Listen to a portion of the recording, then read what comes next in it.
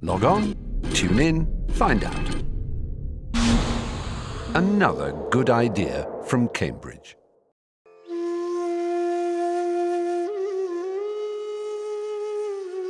Namaste, friends and colleagues. Human rights is an essential element to democracy. And in a democracy, states have a duty to protect human rights. As it builds peace and democracy after years of conflict, Nepal has made some advances in promoting basic freedoms.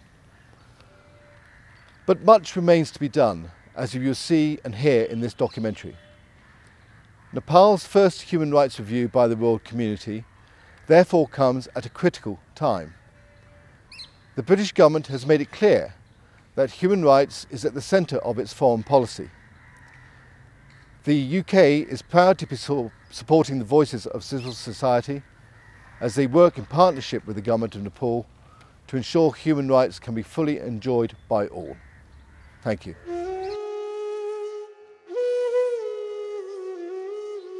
नेपालको गैर सरकारी संस्थाहरूको तर्फबाट 235 वटा गैर सरकारी संस्थाहरू जसभित्र दलितहरूको क्षेत्रमा काम गर्ने, महिलाको क्षेत्रमा काम गर्ने लगायतका सबै संस्थाहरूको एउटा संयुक्त सञ्जालले समानान्तर प्रतिवेदन प्रस्तुत गरेको छ।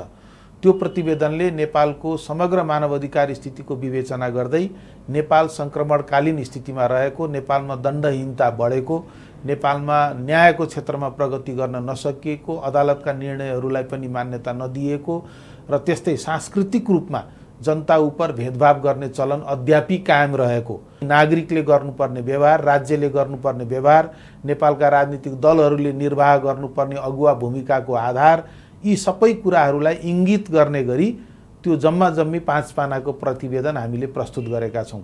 यो बेलाको हाम्रो विशेष जिम्मेवारी अन्तर्गत के कस्ता कामहरू गर्नुपर्छ जसले गर्दा समाजमा सबभन्दा पछाडि पारिएका महिला, दलित, जनजाति, मधेसीहरूतर्फ राज्यको प्रमुख ध्यान जाओस्।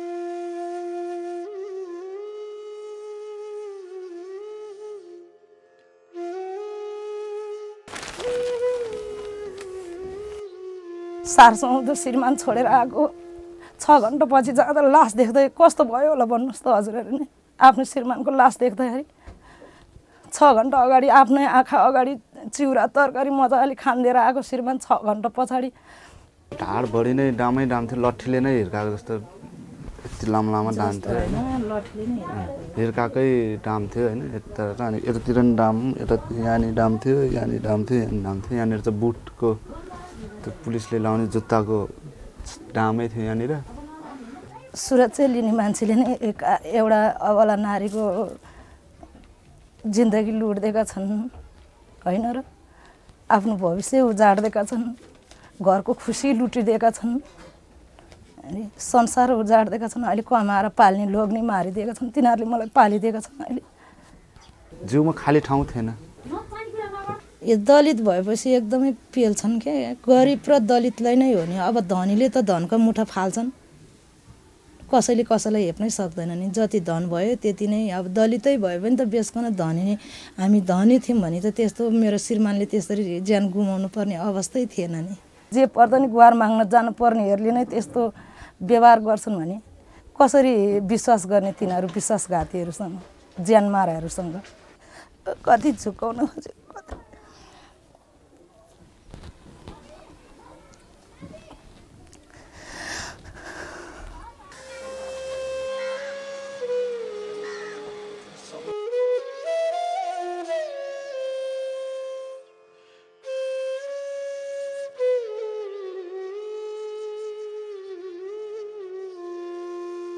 घटना त 2060 साल फागुन 5 गते भएको हो।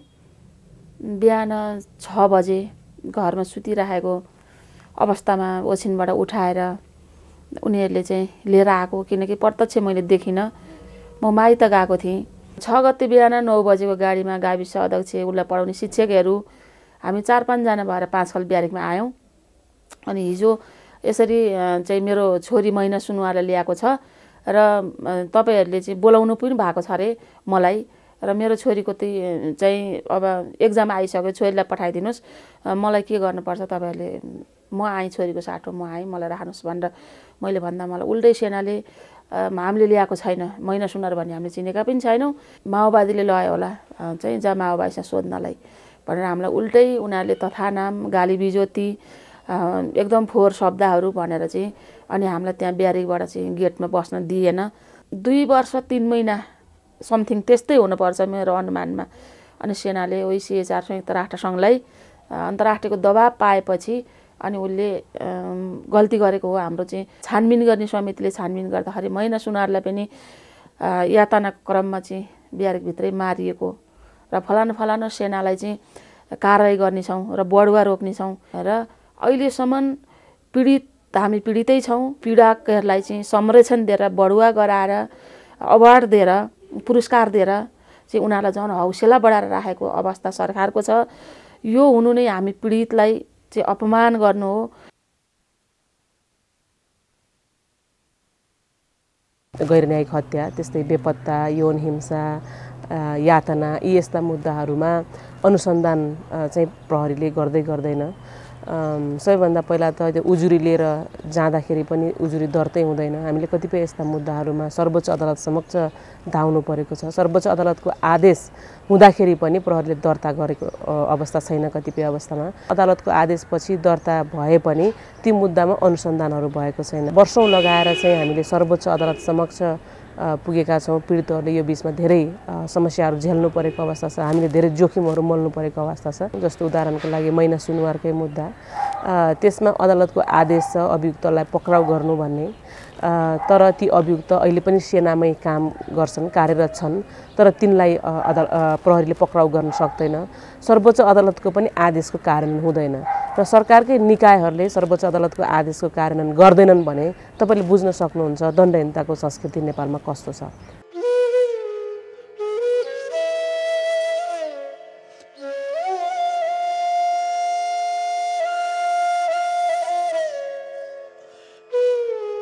त्यहाँ कुवेतीहरू लिनु आउँदो रहेछ, त्यो काम गर्ने अब कुन मन पर्यो कुन मन परेन त्यस्तैहरू। अनि कुवेती घरमा गएर काम गरेँ। कुरा नबुझ्नेसम्म चाहिँ मलाई केही पनि गरेको थिएन। गाली गर्थ्यो होला तर मैले बुझिनँ। अनि पछि बुझिसकेपछि त मलाई मन पऱ्यो, गाली गर्नु थाल्यो, सुत्नु पनि नपाउनु। तर मैले मारेर फ्याँक्दा पनि फोहोरमा फ्याँक्दा पनि कुनै मतलब छैन भने त्यस पछाडि म कुटेर फेरि 1 महिना पछाडि गएँ। 9 महिना हुँदाखेरि अफिस भागेर गएँ। त्यो गाडीले चाहिँ अनि मलाई किडन्याप गरेको जस्तो गरेर कहाँ लगे थाहै छैन। कोठामा गएर मसँग नराम्रो गर्न थाल्यो। तँलाई मैले किनेर ल्याएको हो, तँलाई बेचिदिएको। 1 महिना पछाडि भागेँ। पेट दुख्यो अनि त्यहाँबाट डक्टरहरू बोलाउँदाखेरि नानी पेटमा बच्चा छ भने अनि त्यस पछाडि 1 महिना हस्पिटलमा बसेँ। नानी भयो अनि जेलमा बसेँ 1 महिना।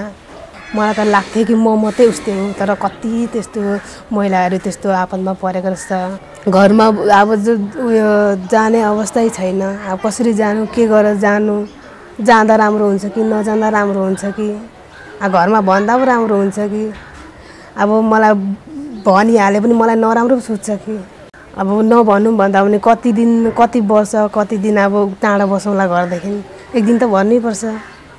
अब भनिहाले पनि मलाई के पो सोध्छ कि जस्तो लाग्छ।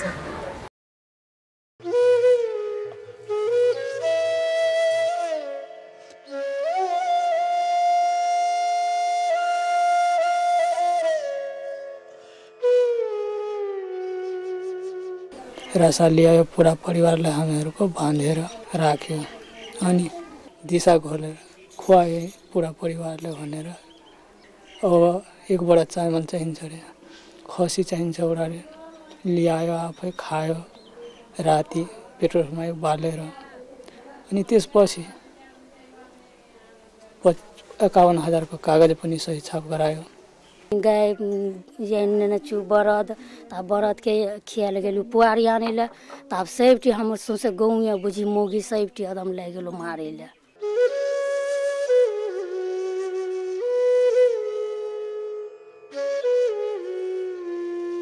जान पनि बचाउनु पर्यो। जान बचाउनलाई मैले भागेर पछि पश्चात उनीहरू घर तोडफोड गरेर सरसामान जति सबै लगिदिन्छ। सानोमा हुँदा चाहिँ होइन एकदमै म अपाङ्गता भएको भन्ने कुरा नै मलाई त्यति फिल थिएन। नहुँदै पनि मलाई हरेक कुराहरूमा चाहिँ विभेद भएको अनुभव हुन्थ्यो परिवारभित्रै। कम पढाइ गरिबी अनि त्यसमाथि पनि अपाङ्गता देख्ने बित्तिकै यिनीहरू चाहिँ मागेरै खाने हो भन्ने जस्तो मान्छेको सोच। त्यसमा पनि अपाङ्ग भइसकेपछि चाहिँ त्यो सडकमा माग्नु पर्ने भन्दा यिनीहरूको हैसियतै छैन, तिनीहरू केही पनि गर्न सक्दैनन् भन्ने समाजको सोच, राज्यको सोच अनि जसको परिवारमा अपाङ्गता हुन्छ त्यही दृष्टिकोणले उनीहरूलाई जरा गाडिरहेको हुन्छ कि त्यही सोचले। राज्यको दायित्व त सबै नागरिकलाई बराबरी हक अधिकार प्रदान गर्ने हो होइन। स्पष्ट नीति बनाउनुपर्छ अपाङ्गता भएका व्यक्तिहरूको लागि, अरू सरह अधिकार दिनको लागि त केही विशेष व्यवस्थाहरू गर्नुपर्छ राज्यले होइन। कानुनले मात्रै समानता लेखेर मात्र हुँदैन। पुनर्स्थापनाका कार्यक्रमहरूलाई चाहिँ राज्यले एकदमै अपाङ्गतासँग जोडेर, अधिकारसँग जोडेर बढी प्राथमिकता दिनुपर्ने पनि देखिन्छ। तर हामीले गरिरहेछौँ यो कामहरू होइन। जो अपाङ्गता भएका व्यक्ति स्वयं पीडा भोग्न बाध्य छौँ र पनि आफूले भोगेको पीडा अरूले नभोगोस् भनेर राज्यलाई चाहिँ रात दिन घचघचाइरहेका छौँ।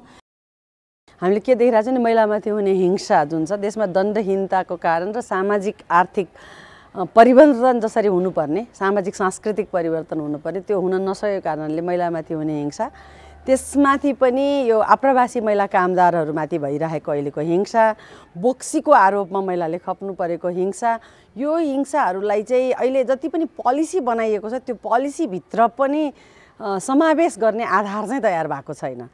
र अर्को यो हिंसाको विरुद्धमा अहिले काम गर्ने संरचना समुदायमा भनेको महिला मानवाधिकार रक्षकहरू हो, जुन समुदायमा काम गर्छन्। उनीहरूमाथि भइराखेको हिंसा पनि अहिले अत्यन्तै बढ्दो छ र त्यसलाई पनि खासै सम्बोधन गर्न सकेको स्थिति चाहिँ हामीले देखिरहेको छैनौँ। त्यसले त्यसलाई सम्बोधन गर्नको लागि चाहिँ नीतिगत व्यवस्था हुनुपर्ने जरुरी देख्छौँ हामी।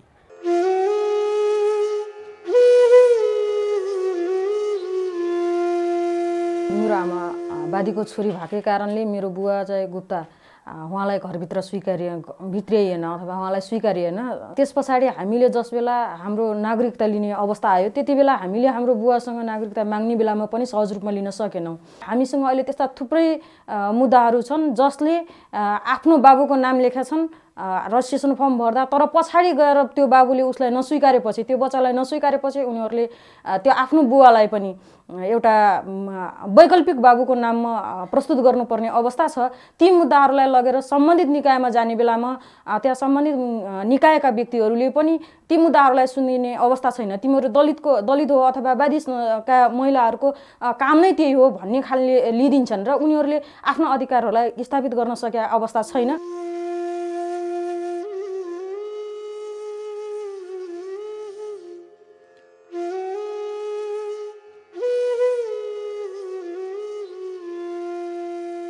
नारी दिवस फागुन 24 गते राति चाहिँ हामी रुममा बसिरहेको बेलामा दुईजनालाई त्यहाँबाट रुमबाट पक्रेर चाहिँ सोह्रखुट्टे लगेर राखे, एक रात राखे। त्यहाँबाट सोह्रखुट्टेले भोलिपल्ट हामीलाई हनुमान ढोका पठाइदियो। हनुमान ढोका पठाइसकेपछि उसको मेरो पार्टनरको घरको परिवारहरू, उसको दिदीहरू, दाइहरू, मम्मीहरू आउनुभयो अनि आएर चाहिँ उसलाई लिएर जानुभयो। अनि मलाई चाहिँ त्यहाँको डिएस साहबले के भन्नु भने तिमीहरूलाई छुटाउन खोजेको खास तिमी चाहिँ 2-4 दिन यहीँ बस्नुपर्छ अनि त्यस्तै भन्नुभयो। अनि मैले हुन्छ भनेर म चाहिँ त्यहीँ बसेँ। पर्सिपल्ट चाहिँ पत्रिकामा चाहिँ यसरी महिला ट्राफिकले चाहिँ बालिकालाई अपहरण गरेर यौन दुर्व्यवहार गरेको भनेर पत्रिकामा आइसकेपछि बल्ल मैले थाहा पाएँ कि मलाई अपहरण केस लगाएको रहेछ भनेर। छोरीको अथवा आफ्नो बहिनीको सेक्सुअलिटी लुकाउनको लागि चाहिँ मलाई मैले चाहिँ अपहरण गरेको भनेर अपहरण केस लगाएको छ होइन। अनि मेरो मुद्दा चाहिँ अहिले जिल्ला अदालतमा चलिरहेछ। एउटै धर्म मान्ने भए पनि दलितहरू अहिले पनि कतिपय ठाउँमा चाहिँ मन्दिर एउटा पस्नबाट उनीहरू वञ्चित छन्।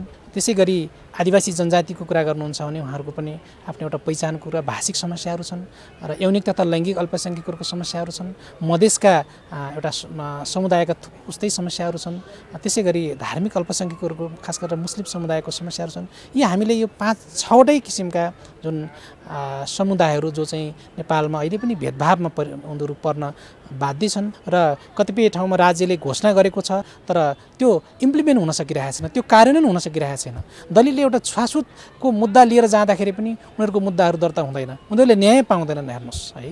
र उनीहरूको चाहिँ एउटा राज्यको निकायमा उनीहरूको पहुँच नभएका कारणले, सूचनाबाट उनीहरू वञ्चित भएका कारणले न्याय दिने कुरा त जहाँसुकै जाओस् उनीहरूलाई सहयोग गर्ने स्थिति पनि छैन। त्यसमा उनीहरूले सबै सीमान्तकृत समुदायहरूले अहिले पनि एउटा उनीहरूको मानवाधिकारको हनन व्यापक भइरहेको छ। उनीहरू मानवाधिकारबाट चाहिँ वञ्चित छन्।